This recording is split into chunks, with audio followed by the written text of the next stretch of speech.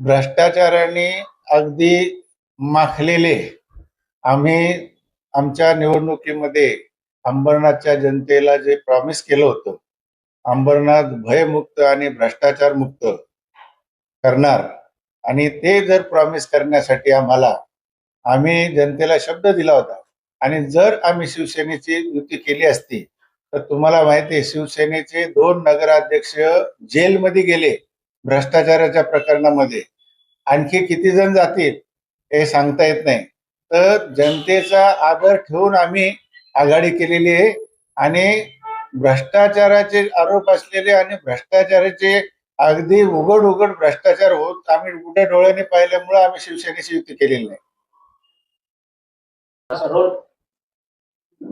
आज या ठिकाणी महाराष्ट्रामध्ये नगरपालिका नगर परिषदामध्ये मैत्रीपूर्ण लढत भाजप आणि शिवसेनेची झाली आणि त्यामध्ये सर्वात जास्त नगरसेवक नगराध्यक्ष भाजप व शिवसेनेचे या ठिकाणी आले. त्याप्रमाणेच अंबरनाथमध्येही भाजपच्या नगराध्यक्ष या ठिकाणी बसला आणि सर्वात जास्त 28 नगरसेवक हे आमचे शिवसेनेचे या ठिकाणी आले. पारंपरिक युती व्हायला हवी होती. जसं केंद्रामध्ये आणि महाराष्ट्रामध्ये जी युती आहे ती पारंपरिक युतीचं बोलणंही आम्ही स्थानिक पातळीवर झालं. आमचे स्टेट लेवलचे जे नेते आहेत, सन्माननीय रवींद्र चव्हाण साहेब असतील, सन्माननीय आमदार किसन कत्रे साहेब असतील, यांचेही बोलणं झालं होतं. खासदार साहेबांशी या ठिकाणी त्यांचं बोलणं झालं. परंतु स्थानिक नेते स्वार्थापोटी